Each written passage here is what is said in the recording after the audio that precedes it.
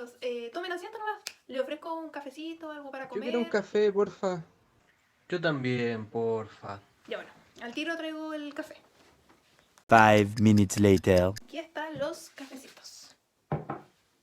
Les quería preguntar algo, como ustedes son estudiantes de economía, es respecto sobre un proyecto que se está tramitando en el Senado, pero no sé muy bien qué pensar de él.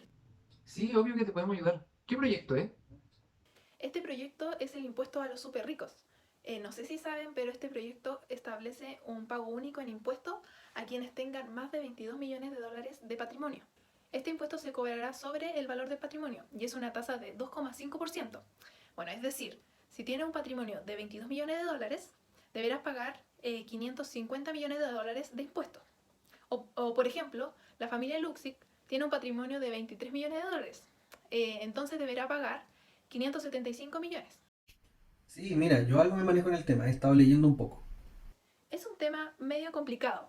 No sé muy bien los costos y los beneficios de este, pero sí sé que los diputados que apoyan este proyecto es para financiar una renta básica de emergencia para el 80% más vulnerable del país. Esto sería algo bastante positivo, pero es un impuesto, así que no creo que sea tan evidente lo positivo y lo negativo de este proyecto. Yo también he estudiado un poco este proyecto y creo que estoy a favor de la idea. La verdad es que a mí no me gusta el proyecto. Pero Chris, ¿por qué te gusta la idea de este proyecto? Mira, el proyecto no me gusta por varias razones. La primera, y creo que es la más evidente, es que el proyecto, si es bien implementado, podría hacer que el fisco recaude hasta 6.500 millones de dólares. Eso es casi un 10% del gasto público del 2020. Además, permitiría expandir el paquete fiscal que aprobó el gobierno de 18 millones de dólares a un poco más de 24 millones de dólares. Eso sería un paquete de ayuda de casi un 10% del PIB del 2020, un porcentaje similar a lo que han gastado las economías emergentes de Europa, que es lo que debemos aspirar.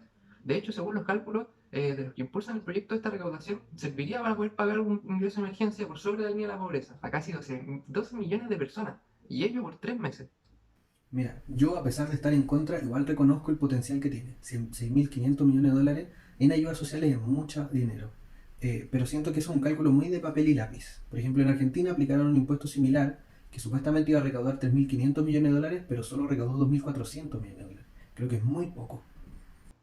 Pero mira Bolivia, pues, recaudaron más del 50% de la meta.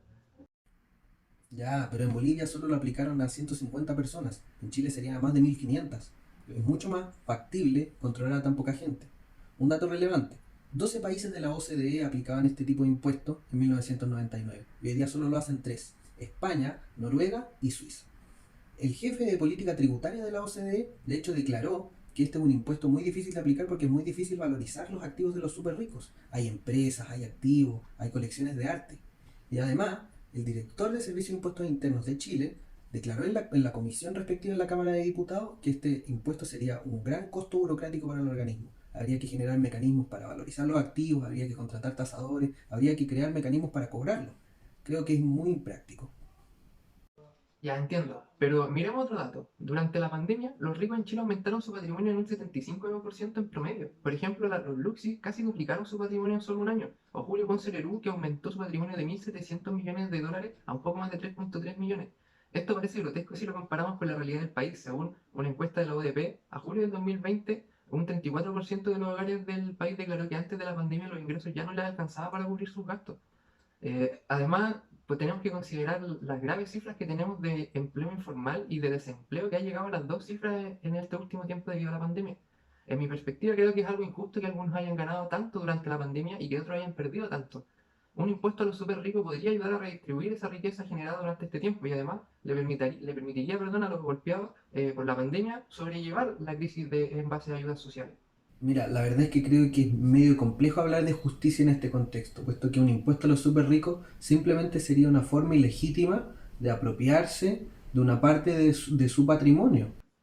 Ya está bien, pero debemos tener en cuenta que todo componente tributario debe tener un sentido redistributivo. Incluso John Rawls señalaba algo parecido. Se debe generar una redistribución de la riqueza tal de poder disminuir las brechas de ingresos, que como sabemos se hace más pronunciada a medida que uno se hace más rico y otro se hace más pobre. La pandemia precisamente ha generado esto. Los ricos se hacen más ricos y el resto se empobrece. Entonces un impuesto a la riqueza que grave a los súper ricos quizás no disminuya sustancialmente la riqueza de los más adinerados, pero sí que ayudará a los más pobres. Parece que el tema no es tan simple.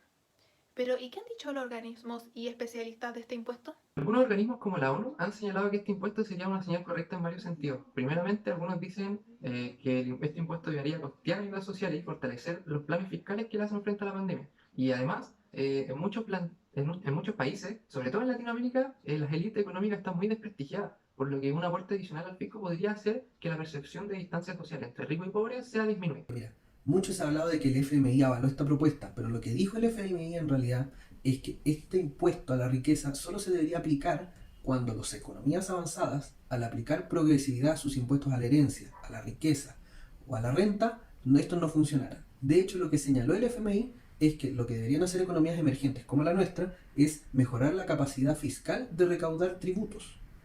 El FMI, un organismo especializado en economía, no la ONU, señaló que este impuesto solo sería aplicable cuando los demás impuestos no funcionan y en economías avanzadas. El proyecto recaudaría 6.500 millones de dólares para poder financiar el ingreso de emergencia para el 80% más vulnerable del país por 3 meses. Además, los millonarios chilenos han declarado que su riqueza ha aumentado un 75%, pero el 27% de los hogares chilenos han declarado que no hay nadie que trabaje en la casa. Y el 34% de los hogares chilenos ha dicho que los ingresos no alcanzan para cubrir los gastos. Por eso, el impuesto a los superricos serviría como elemento redistributivo de la riqueza y también como medio para financiar las ayudas sociales. Sin embargo, este impuesto sería muy difícil de gravar y valorizar, según declara el propio director de la SII, ya que aumentaría los costos del organismo para aplicar el impuesto. Por otro lado, la evidencia internacional señala que quizás no sea una idea tan buena. Argentina recaudó un 25% menos de lo que se esperaba, y solamente 3 países de la OCDE lo aplican actualmente. Incluso el jefe de política monetaria de la OCDE dijo que estos impuestos se desestimaron rápidamente porque no son efectivos y son caros de aplicar.